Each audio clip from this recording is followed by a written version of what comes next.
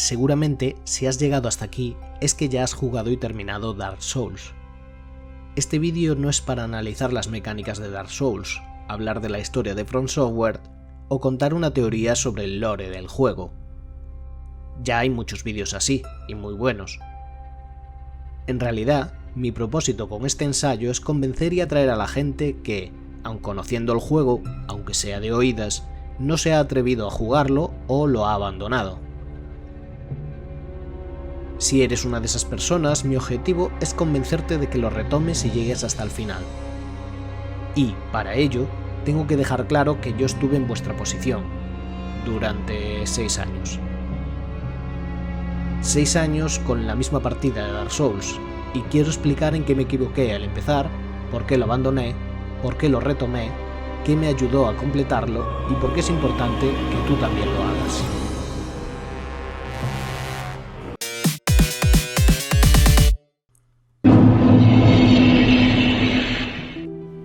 Es bien conocido que Dark Souls, si bien el más popular, analizado y citado de los juegos conocidos como Soulsborne, no es una primera propuesta, sino la continuación de un largo recorrido de los juegos de From Software.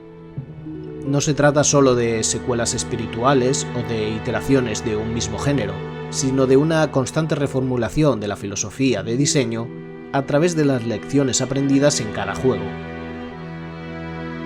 Dark Souls no existe sino como respuesta a Demon's Souls, que a su vez respondía a las 2 entregas de Shadow Tower, que a su vez eran un nuevo enfoque a lo establecido en las 4 entregas de King's Field. Por el medio se cruzan ideas de Kuon, Evergrace o Eternal Reign. Necesito detenerme en el término Soulsborne porque con todo lo que he defendido en este canal de la también polémica categorización de Metroidvania, lo cierto es que me cuesta ver qué constituye un género en sí mismo. De entrada, los precedentes centrales de los juegos de From Software eran herederos de los dungeon crawlers en primera persona, menos sofisticados que, por ejemplo, Ultima Underworld y sus mecánicas de Immersive Sim, otro término también muy debatido. Hay un elemento metódico en su combate, que he visto a veces referido como hack and slash de estrategia, por cómo es necesaria la gestión de elementos como la resistencia. Aunque no es un término atractivo, el crítico Ben Yatzy Crouchaw utiliza el término Recursive Sprawler, algo que podríamos traducir como expansión recursiva, donde la repetición supone un progreso que fomenta la exploración. Pero al añadir el componente interconectado de los mapas, estos se aproximan más a los Metroidvanias, o simplemente Action RPGs. Porque la cuestión no es ¿qué es un Soulsborne? Parece bastante claro que hablamos de juegos donde prima el combate sobre un entorno donde los enemigos reaparecen. Las constantes muertes son un componente diegético, y nuestro progreso queda allí donde hemos muerto, implicando que si morimos antes de recuperarlo, desaparecerá.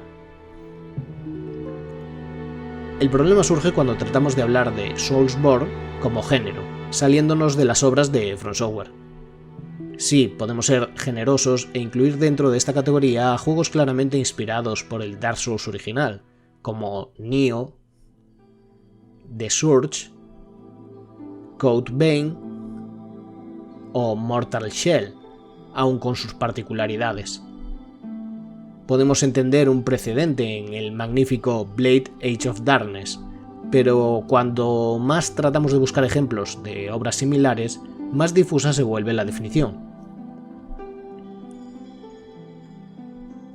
Jedi Fallen Order es un ejemplo claro de un juego que bebe de los Soulsborne como influencia, pero lo implementa dentro de otros legados, como los juegos de Tomb Raider o Uncharted, o la propia saga de Jedi Knight.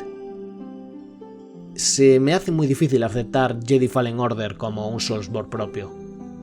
Incluso mi querido Die by the Sword, con su ortopédico sistema de combate en 8 direcciones, podría clasificarse. Con frecuencia, juegos en 2 dimensiones que utilizan claras mecánicas de Metroidvania o roguelike se presentan a sí mismos como Soulsborne. Hollow Knight, aun con sus lugares de descanso, su combate recursivo, su gestión de ataques precisos, sus jefes finales o su búsqueda de nuestros espíritus en los lugares en los que hemos perdido la vida, está infinitamente más cerca de ser un Super Metroid que de ser Dark Souls. Entonces, ¿puede existir un género que se compone exclusivamente de las particulares obras de una sola desarrolladora? Lo que quiero decir es que los Soulsborne son bastante únicos y con todo el enorme peso que tienen en la crítica moderna, no parecen tener un legado más allá de su lugar de origen. No hay una continuación de lo que presentan, porque ellos mismos son continuación de una serie de mecánicas que se han ido puliendo y cambiando. Un barco de Teseo. Esa condición de mecánicas con larga trayectoria es muy importante porque define uno de los problemas a la hora de enfrentar a un profano a ellos. Implica un conocimiento cruzado de juegos de otros géneros como un Dungeon Crawler, un Action RPG, un Metroidvania o incluso un Survival Horror. No es que Dark Souls sea impenetrable o especialmente difícil, es que en sí mismo constituye un archipiélago perdido, un dialecto arraigado que incluso el más aventajado de los jugadores tiene que descifrar sobre la marcha. Este y no otro es el motivo por el que se ha convertido en el lugar común de todo crítico de videojuegos. Comparar otros juegos con Dark Souls actúa como una especie de piedra roseta donde descifrar qué mecánicas y decisiones de diseño priman sobre otras. Porque esta evolución de las mecánicas es lo que realmente cobra protagonismo, así que cualquier descripción de sistemas de videojuego, especialmente de acción, acaba, inevitablemente, volviendo a Dark Souls. Y esto es, de hecho, parte de su encanto.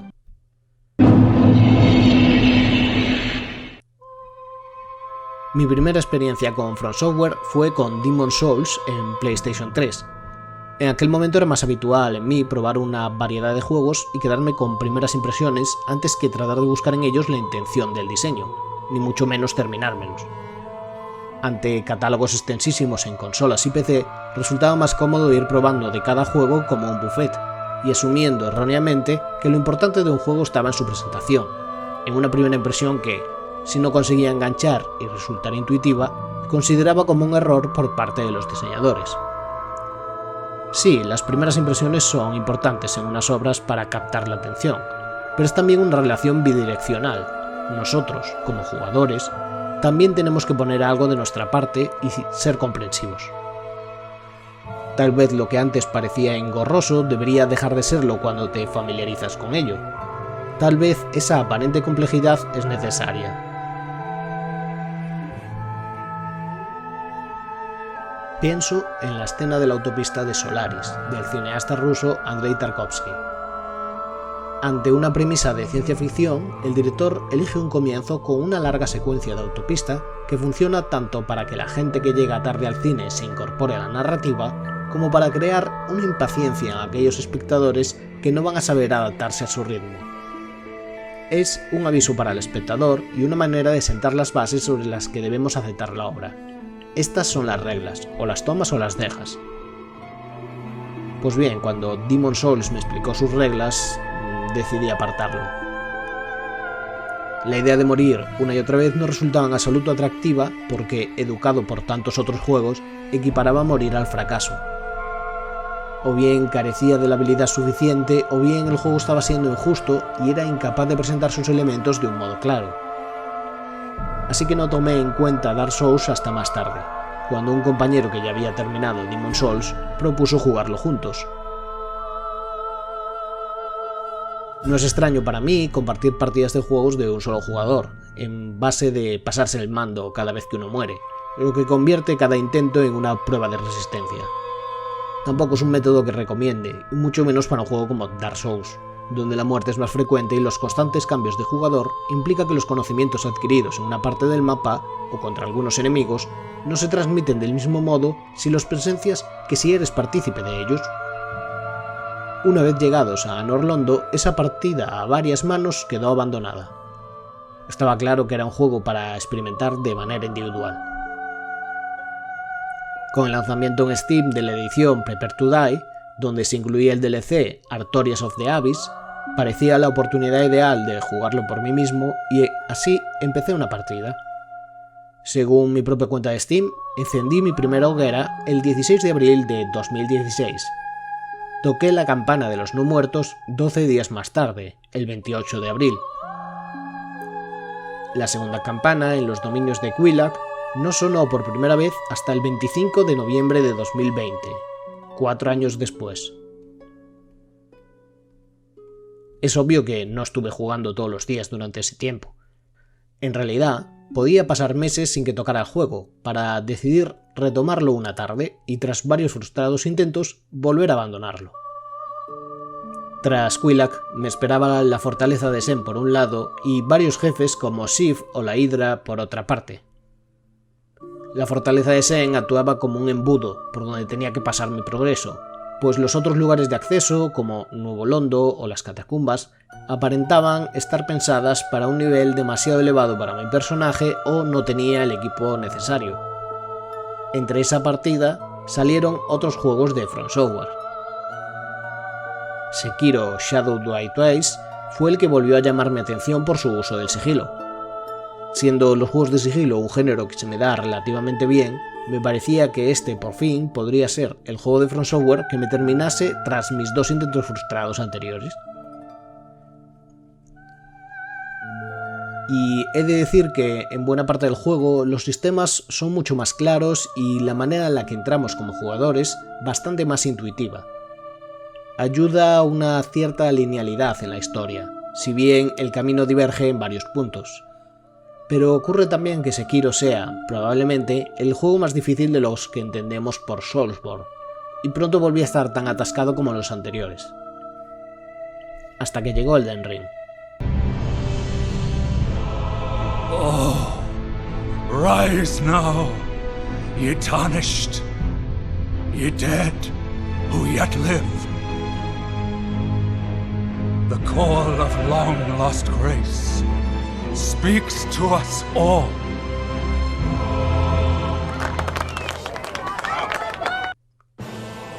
Elden Ring es claramente el más fácil y accesible de cuantos han hecho. Su naturaleza de mundo abierto permite no ya abordar a enemigos en un orden distinto, sino usar la exploración del mundo como un método para adquirir experiencia y equipo. Es un juego mucho más orientado a esa exploración y a fomentar la curiosidad.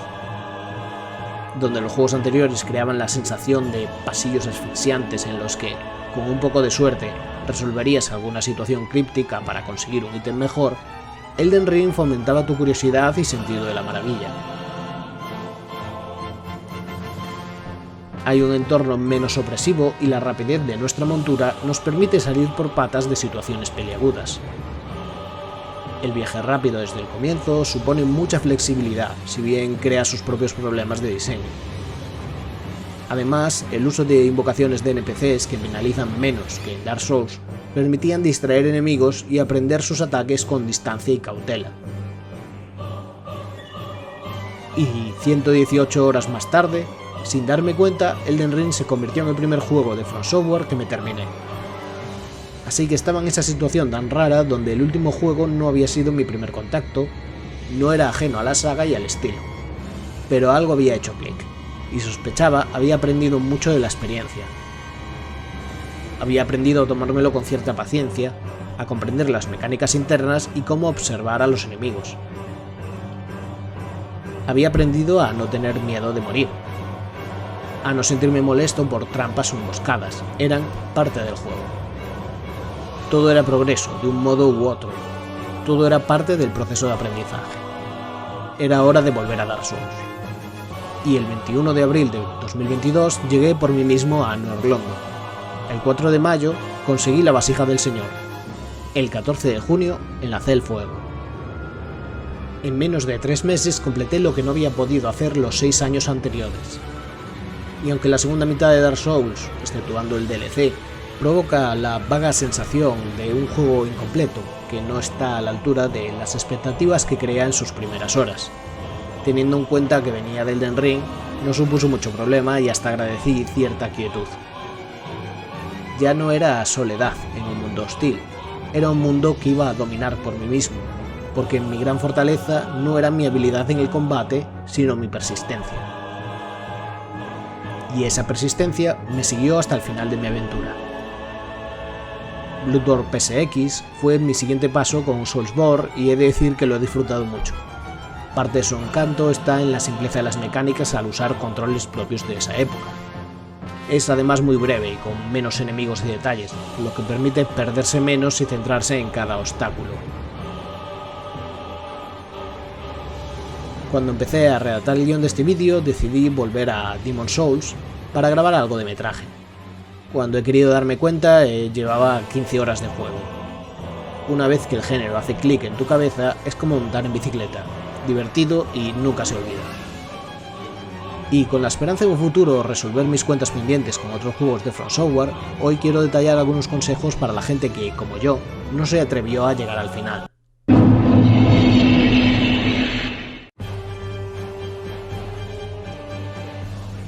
Busca tu propia fortaleza. Nuestro primer paso en Dark Souls es escogiendo nuestra clase de personaje. Normalmente no prestamos demasiada atención a los editores de personaje porque entendemos la personalización como una cuestión exclusivamente de estética y rol. Si queremos encarnar a un mago o a un ladrón es una preferencia personal para la que, asumimos, el juego está perfectamente balanceado.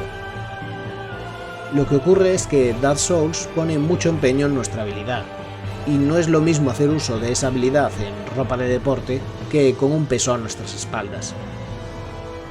Es sabido que Dark Souls en particular resulta algo más accesible con el uso de habilidades mágicas, tanto por el incremento del daño causado como la distancia frente a los enemigos. Pero los objetos mágicos no están muy presentes en los primeros compases del juego, y es relativamente fácil quedarse sin carga para nuestras habilidades. En mi caso, soy un jugador algo impaciente, y muy dado a meterse de lleno en las peleas.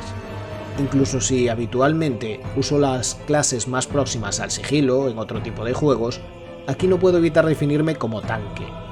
¿Es la estrategia más inteligente? No. ¿Me resulta más fácil adecuarme a ella y encontrar mi propia diversión en la experiencia? Sí. Porque al final lo que importa es encontrar tu propia fortaleza, sea cual sea. Esa personalización de Dark Souls invita a explorar cuál es el lugar cómodo, así que no tengas miedo de empezar una partida con una clase y, si no te viene bien, empezarla con otra distinta. Experimenta. Nuestro concepto de editor de personajes a menudo se ciñe a la identidad, pero esto también tiene un efecto no deseado. La búsqueda de la identidad a través de la habilidad exclusiva lleva a cierto fundamentalismo, lo que ha generado el término más exclusivista del género.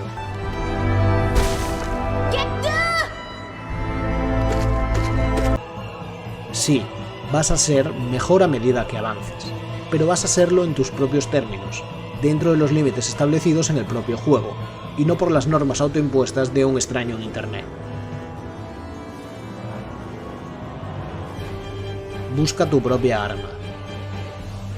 Una ampliación del consejo anterior es saber sentirse cómodo con un tipo concreto de arma, dado que a medida que progresemos conoceremos a varios herreros, algunos de ellos ocultos, y encontraremos distintas ascuas que pueden modificar nuestras armas, el rango de diversidad de armas del que disponemos es abrumador. Puedes caer en la tentación de buscar siempre el arma que produzca más daño, pero eso sería otro error. Lo mejor es probar las armas en función de cómo se adecúan a tu estilo de juego. Algunas tienen una respuesta más rápida, otras son más certeras, otras cubren más superficie o tienen un mayor alcance. Algunas añaden ciertos efectos al daño físico. Lo ideal en las primeras horas de juego es encontrar un arma que se adapte a tu ritmo y te permita reaccionar frente a los enemigos. Mejorar ese arma parece un gran compromiso al comienzo, pero a medida que avances, el juego es más generoso con las titanitas, los principales recursos de los herreros. Y siempre puedes hacer grinding en ciertas zonas seguras. Tampoco te acomodes demasiado con una única arma, pues ciertos enemigos son más vulnerables a otros tipos de daño. Las catacumbas son un buen ejemplo con la necesidad de armas más contundentes frente a las de corte o sangrado. No necesitas ser un experto en todas, solo necesitas la herramienta adecuada para cada situación y sujetarla con firmeza. Lleva siempre muchísimas flechas. Desde las primeras zonas podemos acumular almas y aprovisionarnos de un buen número de flechas, hasta 3 cifras, que nos van a ser de utilidad.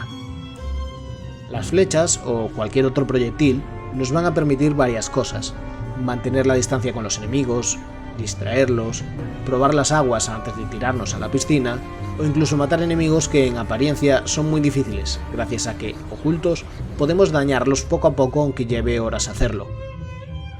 Mantener un buen número de proyectiles disponibles al entrar en una nueva zona para cualquier eventualidad es casi obligatorio. No llorar por las almas perdidas. Las almas son todo en este juego: nuestros puntos de experiencia, nuestra moneda de cambio, nuestro recurso más valioso. Avanzar cuando llevamos acumuladas varias almas va generando tensión por el miedo a perderlas. Una vez hemos muerto, el camino de vuelta para recuperarlas mantiene aún más de esa tensión.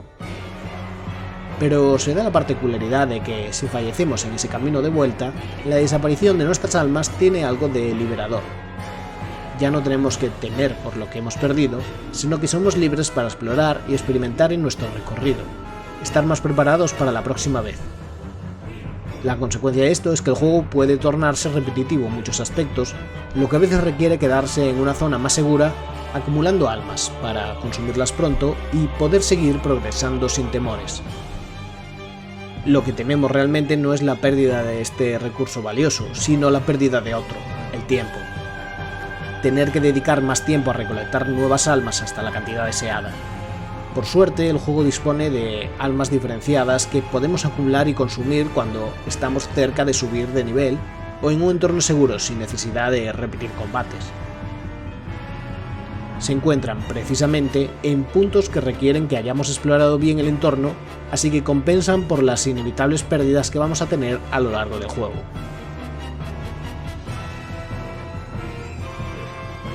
Familiarízate con el entorno. En nuestro viaje vamos a encontrarnos con todo tipo de estancias y terrenos.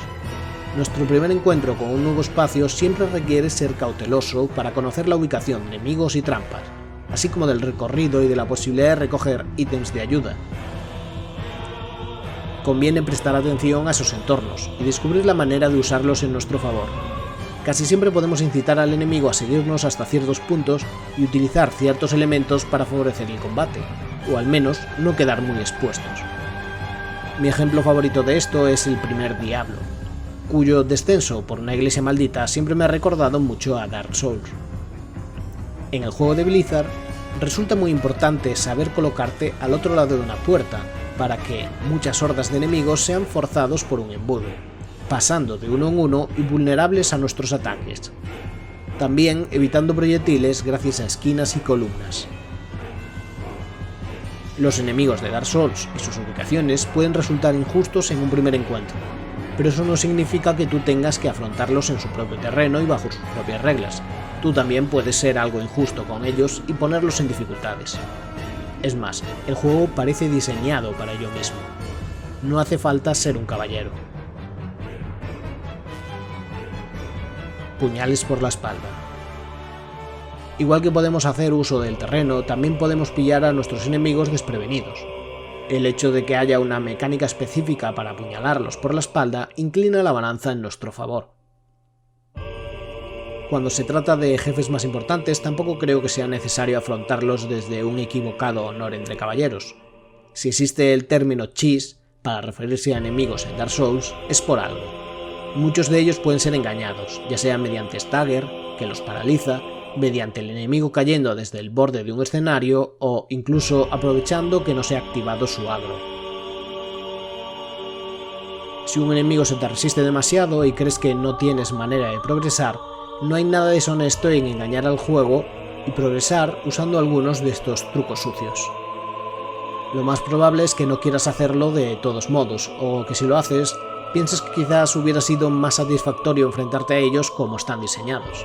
Pero ya habrá tiempo para ello en el futuro. Nuestro objetivo es, ante todo, progresar hasta el final por primera vez y lidiar con las posibles frustraciones. Si Dark Souls te resulta injusto, nadie dice que tú tengas que ser justo con él, al menos no la primera vez. Domina tus habilidades. En juegos como los Metroidvania, Las habilidades que nos permiten desbloquear nuestro progreso se encuentran en diversos puntos del mapa y es necesario encontrarlas previamente. Hay excepciones evidentes, como el Wall Jump de Super Metroid, al que tenemos acceso desde el comienzo del juego, pero del que no somos informados hasta llegar a cierto punto del mapa. Dark Souls ofrece todas las habilidades desde el comienzo, y es por ello que muchos jugadores veteranos utilizan el como escarnio. Lo importante es entender que esas habilidades están aún por aprender y siempre podemos probarlas hasta que nos sintamos seguros con ellas, como por ejemplo el uso de la patada o el salto, que no son intuitivos en los primeros compases del juego. Experimentar en zonas seguras es la mejor manera de entender el juego para progresar. Sucesivas partidas a otros Soulsborne favorecen la familiaridad con el lenguaje y tener un mejor conocimiento de nuestras posibilidades. La victoria está siempre al alcance de nuestra mano, y es cuestión de dominar nuestras habilidades o jugar hasta que nos sintamos cómodos. Todas las mejoras, desde subir de nivel hasta el nuevo equipamiento, son solo un extra para facilitar el camino, pero en ningún caso imprescindibles. Leer a tu enemigo. Si algo aprendí de mi experiencia reciente con Kingdom Hearts es lo vital que resulta, en un juego de acción en tercera persona con duelos, tener una lectura clara de los movimientos del rival para reaccionar a tiempo. Dark Souls pide que te familiarices con los movimientos de cada enemigo y aprendas estrategias para esquivarlos o reaccionar, y convertir la desventaja en el punto de arranque de tu contraataque. El temor a encuentro con enemigos desconocidos nace del abanico de posibilidades de sus ataques. Algunos enemigos tienen ataques que realizan con muy poca frecuencia, así que es probable que, si no nos detenemos a estudiarlos, nos pillen por sorpresa. Evidentemente, con los jefes parece más difícil resistir el suficiente tiempo para ver todo el despliegue de lo que son capaces, al menos la primera vez. Lo importante es entender que incluso las derrotas suponen información sobre los movimientos de nuestros enemigos y cómo debemos reaccionar. Si levantan el arma para atacar, por ejemplo, tal vez podemos esquivarlos o hacer un parry, o incluso atacar a tiempo para cortar su ataque. Cada enemigo tiene su propio comportamiento y se nos pide estar atentos a ellos. Dark Souls hereda un concepto de hiperrealismo con las armas similar al que inspiraba a Bushido Blade. Las armas más pesadas o los ataques mágicos más poderosos pueden tener cierto retraso en su ataque. Los enemigos pueden adoptar posturas defensivas que les faciliten un contraataque. La lentitud, el retraso y el daño recibido de los enemigos le añaden un peso al combate. Cada encuentro, por débil que parezca el enemigo, puede ser letal si perdemos la concentración. Nunca subestimes a tus enemigos. Vivir rodando. Si te has encontrado con memes sobre cómo los Soulsborne abusan de rodar, es porque es especialmente práctico. Al rodar se produce una serie de fotogramas de la animación donde nuestro personaje no tiene hitbox, es decir, es invulnerable. Esto funciona como un método de esquiva muy eficaz, sobre todo si cargamos con muy poco peso y un equipo ligero, lo que nos da una minúscula pero importante ventaja en la rapidez de reacción. Ni se os ocurra rodar con equipos pesados, conocido como fat rolling. Yo lo hago con cierta frecuencia por puro condicionamiento, pero es un error. Contrario a lo que nos dice la intuición, al esquivar mediante la habilidad de rodar, no siempre debemos alejarnos del ataque o el enemigo. Es probable que muchos ataques resulten más sencillos de esquivar si rodamos hacia el enemigo, lo que nos puede permitir atacarlos con rapidez aprovechando esos fotogramas de invulnerabilidad. Aprender a rodar cómodamente es esencial para terminar el juego y nos salvará la vida en más de una ocasión, incluso cuando no tenemos claro lo que estamos haciendo. Aprovecha los encantamientos. La magia no solo sirve para el combate agresivo, también hay hechizos defensivos o encantamientos que permiten dotar a nuestras armas de diferentes habilidades. La resina de pino dorada, por ejemplo, confiere a nuestras armas daño por relámpago. Cualquiera familiarizado con JRPG, aunque solo sea Pokémon, entiende que existen vulnerabilidades a explotar en cada enemigo, una suerte de piedra, papel, tijera. No tengas ningún reparo en usarlas a tu favor y probar distintas habilidades, armas y estilos para explotar las debilidades de cada contrincante. La frustración es motivación. Si eres tan impaciente como yo, te habrás encontrado con un extraño ciclo de emociones jugando a los Soulsborne. A medida que no progreses y te encuentres superado por la situación, con la posibilidad de que ciertas zonas se conviertan en trampas de las que no parecemos capaces de escapar, va creciendo la frustración. El exceso de frustración puede llevarte a cerrar el juego y abandonarlo, pero gracias al abanico de posibilidades es probable que te encuentres más tarde pensando en una nueva estrategia que probar. El interés por probar esta estrategia te llevará a volver a jugar, aunque sea solo para comprobar tu teoría. Terminarse el juego en estos pequeños intervalos es totalmente posible. Es más probable incluso que algunos de vosotros progreséis mejor así que en largas sesiones de juego. Utilizar esa frustración como un método para tomar aire y retomar el juego ha sido esencial para que me lo terminara. Asistencia en carretera. Hidetaka Miyazaki contaba en una entrevista a Eurogamer en 2010 que el origen del sistema multijugador de Demon's Souls nacía de una experiencia personal, donde en un viaje en carretera por la nieve, un coche empezó a deslizarse y los conductores, de manera espontánea, empezaron a empujarse unos a otros para poder salvar las dificultades. Esta idea de un multijugador cooperativo, donde uno sigue los pasos de otros, es inseparable a la saga. Pero hoy la hemos visto continuada en experiencias como Journey o Death Stranding. Ya sea leyendo los mensajes en el suelo o viendo las muertes de otros jugadores al tocar sus charcos de sangre, siempre hay indicativos del paso de otros jugadores. Y aunque pueda haber invasiones o mensajes que pretendan confundirnos, la naturaleza general del juego está en que unos jugadores ayuden a otros a pasarse el juego, y para ello están las invocaciones. Pero incluso para jugadores que se muestren reticentes a la experiencia online, o que encuentran que los servidores no permiten ninguna interacción, como fue mi caso, existen NPCs que podemos invocar ante ciertos jefes para hacer el trayecto más ameno. Estas invocaciones requieren mantener nuestra forma humana hasta localizar el lugar de invocación, a veces un poco escondido. Estos NPCs pueden servir como poco menos que distracción mientras golpeas al enemigo y ganas algo de tiempo, y quizás arañen algo de vida a los jefes, pero dan un respiro en el combate. Siendo una mecánica que el juego claramente promueve, en especial con el personaje de Soler de Astora, hay muchos menos sentimientos de culpabilidad al usarlos en una primera partida, así que no os cortéis en absoluto. Todo es una ilusión. No sé si se puede llamar spoiler, dado que Dark Souls tiene una historia más sugestiva que directa, pero todo el juego está construido sobre la idea de las ilusiones y el engaño. La profecía de Gwyn, que nos lleva a tratar de restaurar el mundo, no tiene mucho fundamento.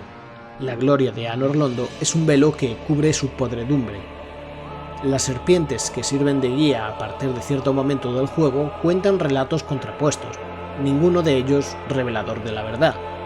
Y el héroe legendario Artorias, que venció al abismo, en realidad sucumbió a este y quedó corrupto. Por supuesto, también están las paredes ilusorias, las conversaciones donde los personajes se ríen misteriosamente y la constante sensación de que el juego nos está tomando el pelo. No es algo nuevo, en la medida en que los diálogos entre diseñadores del juego y los jugadores siempre tienen una tensión inherente entre quien nos ha preparado las sorpresas y nuestra incertidumbre al experimentarlas. La dificultad de Dark Souls es, de hecho, su mayor engaño. No es tan difícil, o al menos es bastante menos difícil que en Metroid, que es probablemente el juego más difícil que he terminado para este canal. Consulta guías. Miyazaki pensó el juego como una experiencia colectiva, igual que muchos juegos de fantasía, como el primer Legend of Zelda, Dragon Quest o los Wizardry, están pensados para que cada jugador tenga su pieza del puzzle y la comparta con otros jugadores. Hoy, con internet, todo esto es mucho más sencillo y las guías, o vídeos como este, suponen parte de la experiencia del juego. No hay motivo por el que no recurrir a ellas cuando no somos capaces de progresar por uno mismo. Es probable que si eres un espectador que ha llegado hasta aquí porque te has atascado y busques motivación, que tu principal obstáculo sea uno de los principales jefes del juego. Si no es así, y aún no has experimentado ciertos combates o prefieres no saber nada, Dejo en la descripción del vídeo los nombres concretos de cada jefe para que puedas saltártelos. Mi intención es proponer pequeñas estrategias básicas sobre cómo afrontarlos con algo menos de miedo, o al menos cuál ha sido mi experiencia con ellos. Dado que retomé el juego cuando ya había hecho sonar las 2 campanas, he tenido que empezar un nuevo juego para tener material visual de los primeros jefes, por si notáis algo extraño en las imágenes. No os preocupéis. Dicho esto, vamos a ir uno por uno tratando de entender la estrategia que me parece más eficiente. Asylum Demon. Es el jefe del tutorial, y la clave es que es el primer gran engaño del juego. Todo parece predisponernos a que nuestro objetivo sea luchar nada más encontrárnoslo, pero en realidad solo es una estrategia para que muramos y empecemos en la primera hoguera, enseñándonos su funcionamiento. La estrategia es menos obvia. Primero tenemos que huir por una puerta a su izquierda. Después ascendemos y abrimos una puerta de niebla para caer golpeándolo con bastante efecto. Podría parecer que esto es un tutorial para golpear en caída, pero cierto es que casi ningún jefe futuro nos permitirá hacer esta clase de ataque. No sé si mucha gente saca la conclusión adecuada de este jefe, en especial porque vamos a ver su rostro con diferentes nombres y habilidades un par de veces más. Taurus Demon. A grandes rasgos se trata de repetir la misma estrategia que con el primer jefe. Al cruzar el puente notaremos que nos disparan desde atrás y así podemos subir y desde esa altura golpear a Taurus. En ese mismo puente también se encuentra una parte de la almena derruida, lo que, si nos fijamos en los ataques del demonio, podemos ver que a veces salta hacia atrás. Podemos engañarlo para que él mismo se tire por la almena y seguir adelante.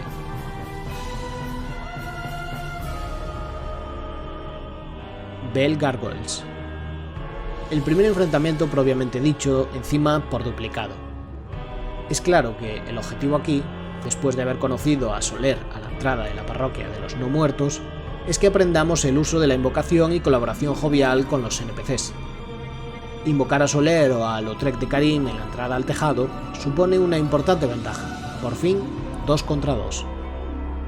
Además, las gárgolas son vulnerables a la resina de pino dorada, es decir, ataques eléctricos. Moonlight Butterfly. El objetivo con la mariposa es forzarnos a esquivar. Para ello es mucho más fácil aproximarse lo más posible al muro y usarlo como referencia horizontal a sus ataques. La mariposa requiere paciencia y no sufrir demasiado daño. Si esperamos lo suficiente, la mariposa se posa sobre el puente y podemos descargar nuestros golpes contra ella. Como sus ataques son mágicos, cualquier equipamiento con resistencia mágica, en especial escudos, son de gran utilidad.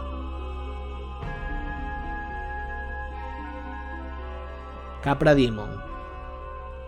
Capra Demon es especialmente puñetero porque se encuentra en una estancia muy pequeña, acompañado de 2 perros muy rápidos y agresivos, y los 3 enemigos se lanzan a atacar sin reparo nada más crucemos la puerta de niebla.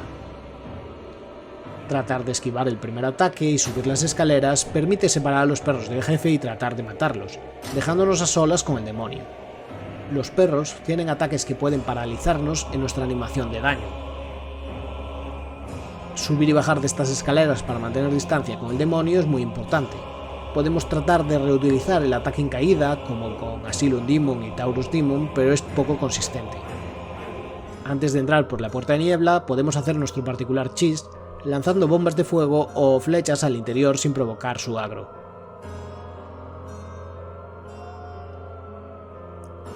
Gaping Dragon.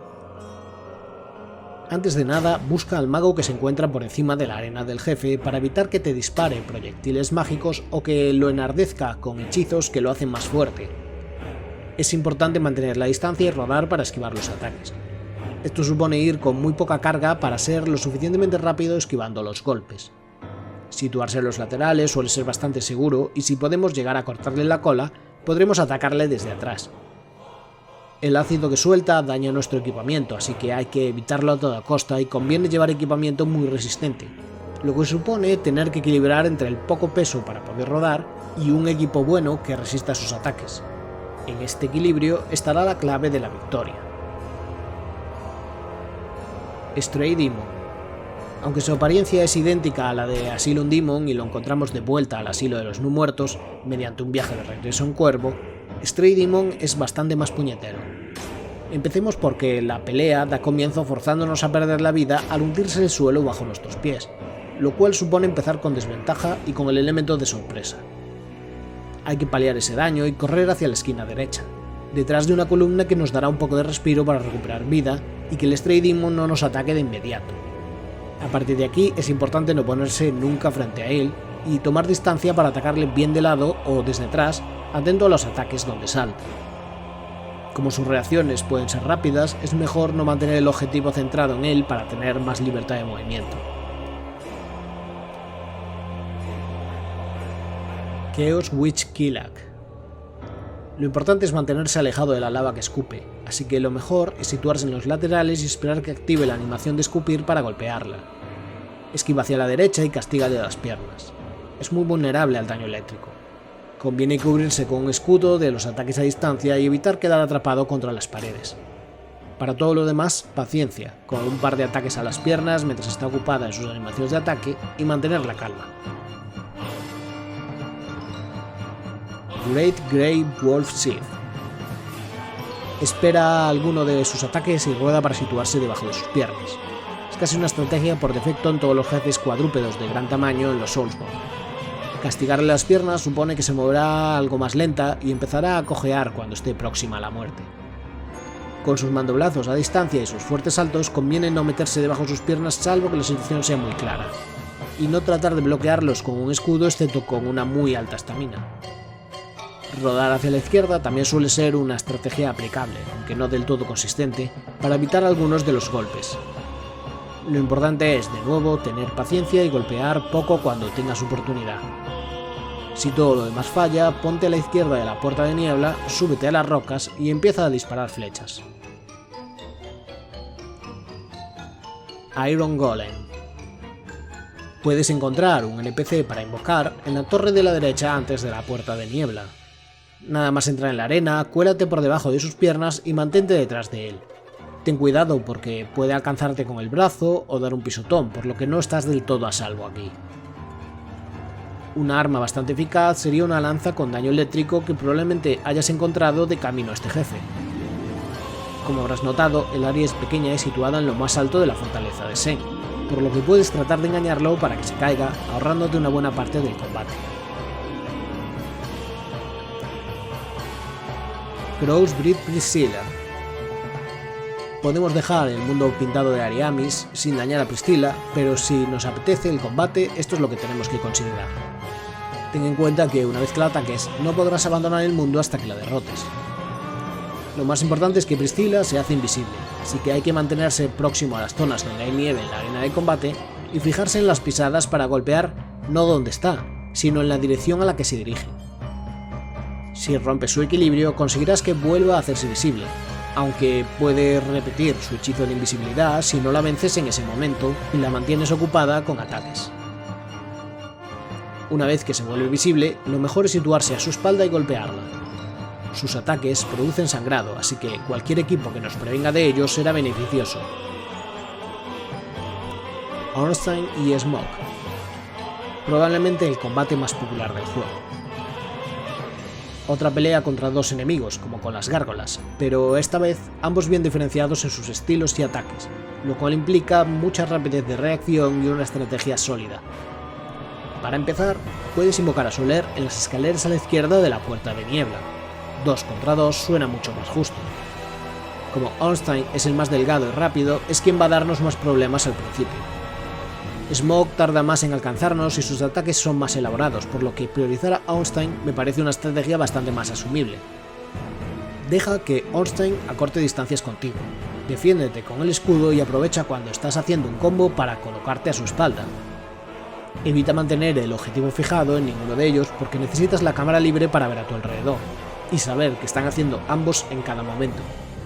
Smoke tiende a atascarse en algunas columnas, lo que es una buena ventaja para, mientras está distraído, atacar a Ornstein. Manteniéndolos separados y golpeando a Ornstein menos o igual a 3 veces y esquivando, caerá pronto. Smoke pasa ahora a su segunda fase, más poderoso. Con una lanza con daño eléctrico podemos usar las columnas en nuestro favor y golpearle con cierta distancia. Cuando realices su salto, que tiene una gran área de impacto en el suelo, lo importante es rodar 2 veces hacia atrás para asegurarte una buena distancia. Si quieres, puedes vencerlos en el orden contrario en el New Game Plus para conseguir una recompensa distinta, pero teniendo en cuenta que, según el lore, este Ornstein es solo una ilusión y que a mí me resulta más fácil así, creo que no es una mala estrategia. Dark Sun Windowling. Muévete en zigzag de un lado a otro para evitar sus proyectiles mágicos. Usa un escudo o arma con protección contra la magia, golpéale cuando te aproximes lo suficientemente a él y nada más. A mí me llevó bastante tiempo antes de darme cuenta que el escudo de protección mágica hacía el moverse hacia él un acto mucho más trivial. En serio, es mucho más sencillo de lo que podrías pensar. Pinwheel. Pinwheel tiene muy poca resistencia, así que es la batalla más rápida de cuantas vas a tener. Lo importante aquí es saber que cuando te aproximas, se divide en 3 copias y hay que golpear al auténtico. Este truco de trilero no sirve de mucho porque si has matado a todos los jefes anteriores y llegado hasta aquí, Pinwheel es un jefe muy débil y consumirá su vida muy rápido antes de que pueda ser un problema. Grave Lord Nito. Nito no supone un gran problema, pero está rodeado de un montón de servidores esqueleto que reaparecen constantemente. En lugar de lanzarnos a por él, es mejor dejar que tanto sus subordinados como él se nos aproximen, haciendo que se separen entre ellos y que, incluso, alguno no llegue a moverse de su sitio al no haber entrado en alerta. Con un arma de daño divino seremos muy efectivos contra Nito. Además, tiende a realizar un ataque de onda expansiva que daña a sus compañeros y los derriba, dejándonos vía libre si hemos esquivado dicho ataque para castigar al Señor de la Muerte. Sith the Scales. Nuestro primer encuentro con el dragón traidor está amañado, no podemos hacerle daño y moriremos, siendo enviados a una prisión que debemos escapar y abrirnos paso hasta su verdadera ubicación, en la Cueva de Cristal. Con un anillo de sacrificio evitamos perder todas las almas en este primer encuentro. Lo primero, destruye la fuente de su poder, el cristal primordial que lo hace inmortal. Aunque sus ataques cubren un área muy grande, tiende a girarse muy lento y los proyectiles a distancia son una de sus debilidades. Situarse en los laterales, defenderse de los ataques y poner distancia en un área de combate bastante grande nos permite tener breves momentos donde podemos castigarlo.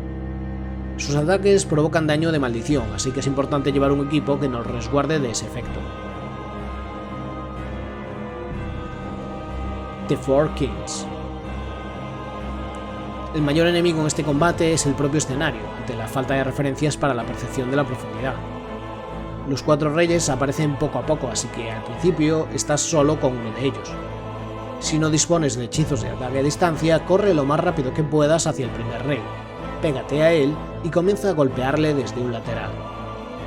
Como lo que quieres es matarlo antes de que aparezca otro rey, mejor lleva el arma a 2 manos y no te molestes en cubrirte demasiado.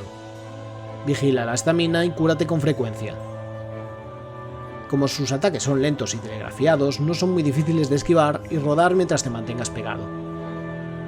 Ve uno a uno y recuerda que lo importante es la rapidez. Ceaseless Discharge. Este jefe se mantendrá tranquilo a menos que robemos la armadura que vigila en un altar a su izquierda. Es necesario matarlo para poder progresar por las ruinas demoníacas, ya que es el causante del flujo de lava. Es una batalla algo extraña, puesto que debes moverte hasta la entrada de esta zona para que te siga e incitarle a que te ataque con su extremidad. Evita la extremidad y golpéala. En principio bastaría con repetir esto una y otra vez, evitando sus ataques de fuego, pero también se pueden recurrir a flechas y otros proyectiles y a un pequeño truco donde tratas de que el jefe te siga mientras te pegas a la puerta de niebla, lo que incita al jefe a saltar, caerse y morir.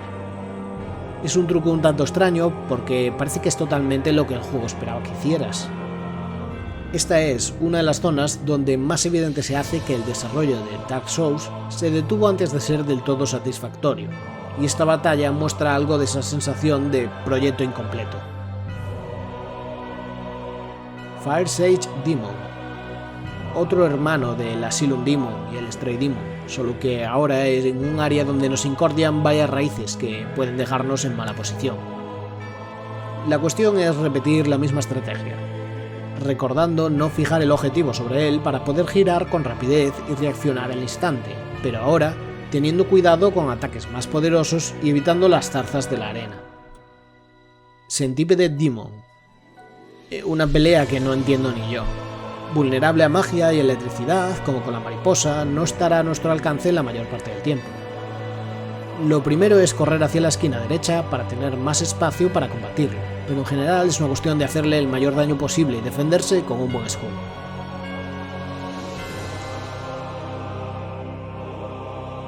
Bed of Chaos. Este jefe es más bien una gincana que una pelea. Se trata de golpear los dos orbes en los extremos, protegidos por raíces. Lo que ocurre es que cuando avanzamos hacia ellos, el suelo cede bajo nuestros pies y nos obliga a esquivarlo. Usar proyectiles puede ser una forma de evitar peligros mayores. Una vez golpeados los dos orbes, tenemos que dirigirnos a la sección central, encarar a la criatura y saltar evitando el suelo que cede bajo nuestros pies. Es un salto que requiere algo de precisión, con lo que es muy posible recibir aquí una muerte un poco indigna. Asciende por las ramas hasta el interior, donde te encontrarás a la verdadera y patética criatura que morirá de un simple golpe. Sanctuary Guardian. Una de las mejores peleas del juego. La clave está en llevar un alto grado de resistencia a los ataques eléctricos, mantener el escudo en alto mientras no ataquemos y esquivar cuando empiecen las animaciones de sus ataques. Bloquear el objetivo sobre él y situarnos a un lateral para castigarlo es lo más efectivo y nos previene de sus golpes con su cola venenosa. Una guadaña a 2 manos puede ser una buena alternativa como arma. Artorias de Abyss Walker. La pelea estrella de la expansión y no es para menos. Pide un buen conocimiento de los movimientos del enemigo y capacidad de reacción. Mantén amplia distancia para leer sus movimientos con antelación y no caer presa de sus mandobles o saltos. Rodar hacia la derecha cada vez que te ataque de frente suele ser una estrategia fiable, pero evita quedarte a su espalda o ser demasiado avaricioso con los golpes que des. Cuando le quede poca vida, aumentará su poder y será más agresivo, así que conviene castigarlo rápido. Es la pelea que más habilidad requiere, aunque no es la más difícil, pero no me resultó una absoluta pesada repetirla varias veces porque es, desde luego, todo un espectáculo. Black Dragon Calamith. A mi juicio el jefe más duro de todo el juego.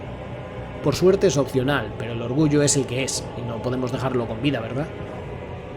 Como sus ataques cubren un área amplia, producen mucho daño y pueden derribarte, ralentizando tus movimientos. Lo mejor es evitar rodar y equiparte con un buen escudo.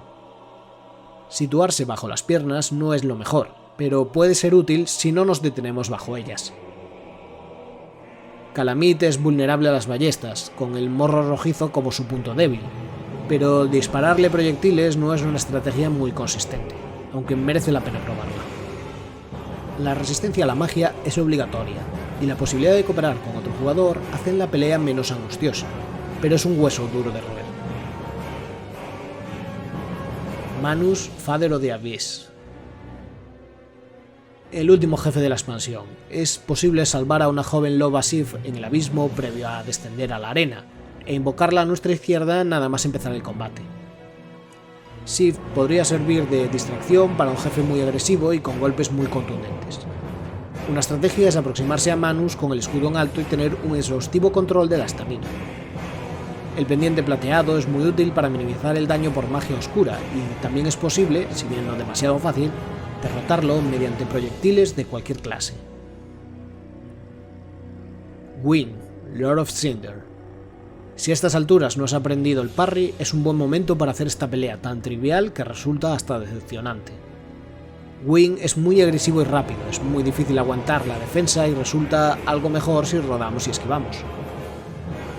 Pero mediante parries podemos cogerlo por sorpresa, apuñalarlo y hacerle un daño muy significativo. Es importante destacar que el camino desde la vasija del Señor a este jefe final nos presenta a unos pocos caballeros negros con los que podemos practicar tanto el parry como adquirir titanitas para mejorar nuestras armas, incentivándonos en esta estrategia. En serio, si te has pasado todo lo anterior, especialmente si has pasado el DLC, esta pelea es mucho más sencilla de lo que puede parecer en un principio. Incluso el hecho de que resulte tan decepcionante parece una excelente decisión de diseño narrativo. ¿Qué queda después de habernos medido con los mismísimos dioses y resultar imbatible? Pues nada menos que la decepción y el vacío. Felicidades, te has acabado Dark Souls. ¿Qué significa esto? Todo esto está muy bien para tratar de abordar una partida y llegar hasta el final, pero sigue sin ir a la cuestión principal. ¿Por qué? ¿Por qué llegar hasta el final? ¿Por qué sufrir y frustrarse con un juego para una resolución que, seamos justos, dista mucho de ser satisfactoria en ningún plano narrativo? Expertos en la industria calculan que menos de un tercio de los jugadores se terminan los juegos que compran. Las razones son muy distintas, como la falta de tiempo libre para dedicárselo a ellos, o que su atención pase a otro juego distinto, pero es muy significativo que este sea un medio con una enorme tasa de abandono entre su propia audiencia. Quizás porque un juego tiende a introducir un tipo de mecánica particular que va a ser la constante durante toda su duración, seamos más proclives a juzgar con rapidez. Creemos que ya conocemos todo lo que nos tiene que ofrecer, y si otros elementos, como la narrativa, no suman a nuestros intereses, lo abandonamos sin remordimientos. Hasta 2017 no tenía por costumbre terminarme juegos. Si conseguían retener mi atención lo suficiente, no tenía ningún problema en ver el final, pero jamás lo había hecho mi meta. ¿Para qué? Siempre habrá otro juego al que saltar, probar por un tiempo y seguir. Pero los juegos son obras completas, necesarias de experimentar en su totalidad para comprenderlas. No pasa nada si las circunstancias no te lo permiten, pero a veces resulta conveniente comprometerse con algo y tratar de dar lo mejor que tienes. Sobre todo porque muchas veces no sabemos de lo mucho que somos capaces. Me parece muy significativo que la cinemática inicial de Dark Souls mencione nuestra aventura desde el asilo de los no muertos a Lordran como una peregrinación. Las peregrinaciones no son, como comúnmente se cree, sobre el sacrificio o el dolor de desplazarse a un lugar sagrado. Las peregrinaciones son sobre encontrar lo sagrado en el camino, en la propia experiencia del viaje donde somos guiados por la fe. No es necesario ser una persona espiritual para entender que nos están pidiendo un voto de confianza. Creer que el esfuerzo va a merecer la pena no por la meta, sino por en qué lugar emocional nos deja alcanzarla. Muchos juegos malinterpretan esto. Es la consecuencia de los logros desbloqueables, los coleccionables y otros contenidos que, si bien tienen su valor como extra, no constituyen la experiencia principal del juego. En las mecánicas de Dark Souls hay algo que estimula a nuestros músculos como jugadores, nuestra capacidad para sobreponernos a las dificultades. No porque sean difíciles, sino porque tienen una solución a nuestro alcance y nos corresponde a nosotros encontrarla. No es una cuestión de sucumbir a la presión social de que Dark Souls es un constante punto de conversación del medio. Si bien no está de más aproximarse y conocer la referencia, ello no invita a completarla hasta el final, sobre todo si se nos resiste demasiado. Imponemos a veces la obligatoriedad de conocer las obras cumbres de un medio para sentirnos expertos del mismo, olvidándonos de que lo importante es el disfrute que extraemos de esas obras. Y aquí la diversión surge del análisis, un análisis que no se puede hacer salvo cuando nos inmiscuimos en ello, en profundidad. Conocer y reconocer y actuar en consecuencia es el loop principal de las mecánicas de Dark Souls. Es un proceso de aprendizaje. No sabemos lo que nos perdemos hasta que lo experimentamos en su plenitud. Por ello, el primer camino a través de Lordran es tortuoso pero sorprendente. Y sin embargo, no pierde la frescura en New Game Plus, o empezando una nueva partida con otra clase. La familiaridad del entorno fomenta la experimentación, y siempre vamos a encontrarnos con alguna situación apurada, por muy expertos que nos creamos. Dark Souls puede que ni siquiera sea el mejor de los Soulsborne, pero se siente como una tabla de ejercicios familiar y fiable sobre la que sostenerse y a la que volver. Y para sentirse así hay que llegar hasta el final, conquistar estos dominios de los dioses y volver al punto de partida, más sabio y atrevido, pero no por ello más seguro. Y eso es lo que hace a Dark Souls un tema de conversación que se sigue manteniendo muy popular, un punto de encuentro donde muchos continúan compartiendo una emoción colectiva. Formar parte de esta conversación, no por imperativo, sino por entusiasmo. Si yo he podido llegar al final, aunque haya tardado 6 años, cualquiera puede. Solo falta que te lo demuestres a ti mismo.